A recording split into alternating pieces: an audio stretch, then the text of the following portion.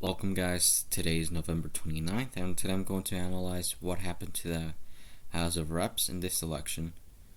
So according to all the polls, the Democrats were poised to expand their majority by a handful of seats and keep the House with a mandate as seen in polls like here.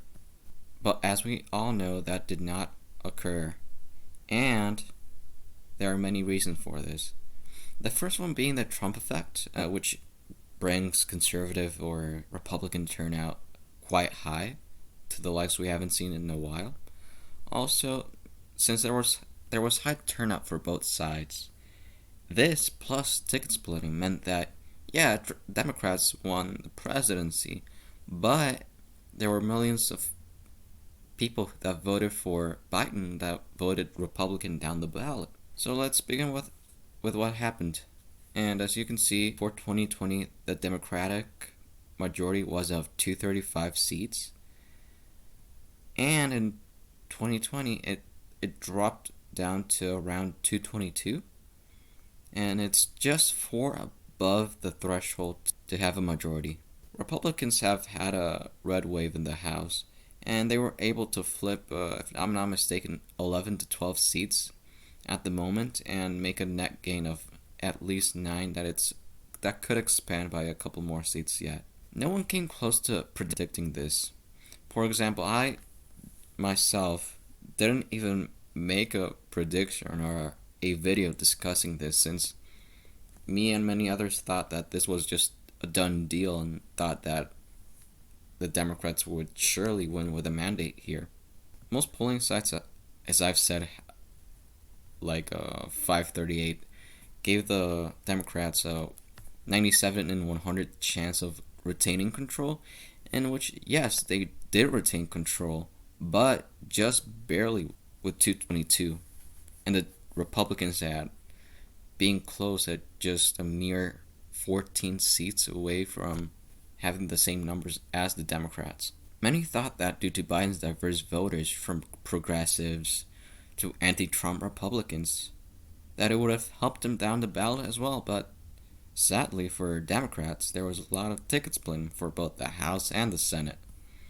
Also, big problem for them is that there were a lot of Biden and just down ballot Republicans.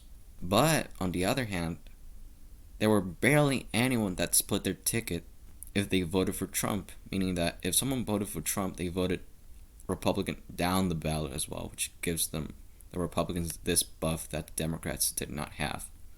And this letdown in the House, to be honest, made me think that Nancy Pelosi would no longer be the Speaker of the House. There was some unrest, because, right here.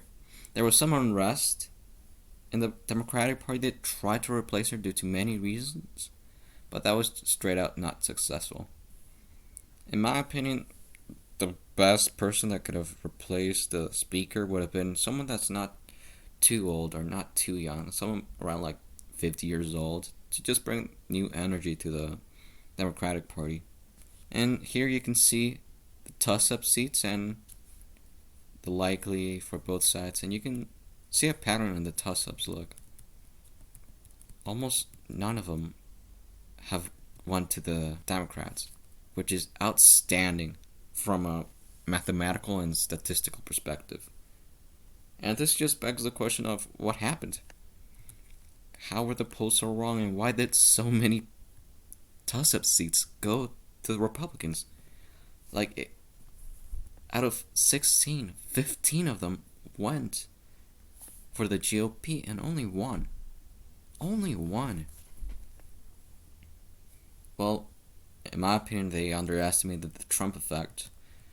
And there are many things that go into this, like his personality and just Trump's populism, his way to make politics not boring, his blunt personality, him appealing to those people that voices weren't being heard of by politicians, and to be honest, made him a once-in-a-lifetime candidate. And it has made things possible. And he had unthinkable turnout, both in the Senate, the House, and you could argue the presidency as well, since he got 70 million voters. And if it wasn't for Biden's turnout, it would have been a lot like 2016. And you can't deny that Trump has been able to make some massive gains. Not massive, but really good gains for minority turnout for the GOP. Let me see. Was it this one? For example, in 2016, 13% of black men voted for Trump. Now in 2020, that number went to +6, and now in 2020, Trump got 19% of the black men vote. A 6% gain in only 4 years. And another example is white women. Right here, you can see women overall, they gained slightly, but Democrats gained the same. And for white women, that number went up by 3% for Trump in 2020.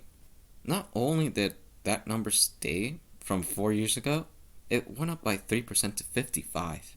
And lastly, the part that I found most interesting is how the GOP was able to do so well with Cuban Americans in Florida. And they literally just called Biden a radical socialist, and they had insane turnout in Florida. They won Florida by what?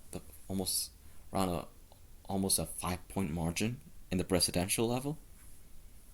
And to be honest, if Biden wouldn't have been the candidate, Trump would have likely won similarly, like in 2016, or via the Supreme Court, like Bush in 2000. Trump might have said that Biden was a socialist by saying he's a Trojan horse for socialism, but that doesn't make sense, like, maybe I could understand it if he said that Biden was a Trojan horse for Dick Cheney.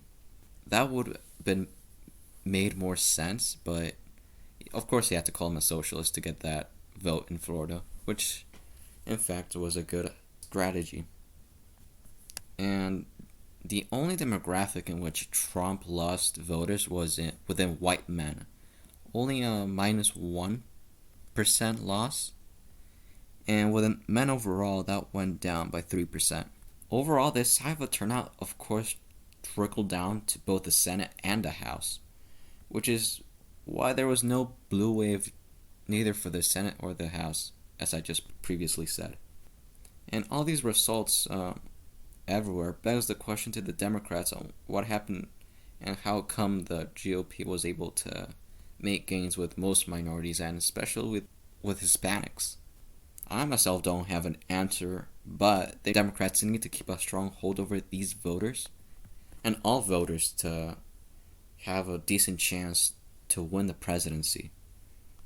And as it stands in late November 2020, the best case scenario for the Democrats in the Senate in 2022, I would guess that the best one for them is that they win somehow the Senate in 2022, but they will likely lose the House no matter what.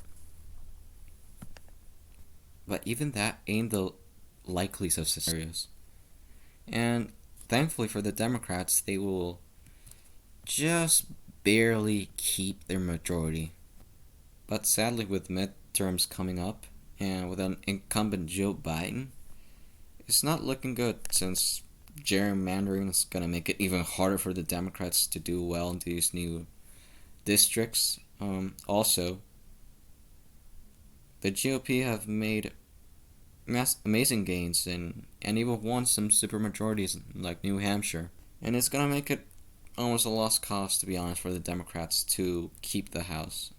And unless something big happens, the only way this could be minimized for the Democrats keep the House and also win the Senate is by winning the runoffs in Georgia and the Senate elections in January, which is highly unlikely since Dems almost never turn out for either special elections or, elections apart from. Another way that the Democrats don't have awful midterms is by something terrible happened to the Republican Party. I mean, we're talking about the party splitting into two, like a moderate and like a pro-Trump party, or a scandal for Trump would be so bad, like him going to jail or anything to that extreme, would tarnish the reputation of the Republican Party to the point in which there would be a bit of a own party civil war to see what happens, and maybe you could see a split if things get really bad for Trump. And yeah, these are the paths and the only ways I could see the Democrats holding the House in 2022. Sadly, if you're a Democrat, that House is almost a lost cause at this moment. And almost certainly it's gonna flip back to the Republicans. And thank you guys for watching my videos. Please comment, like, and subscribe, and see you next time.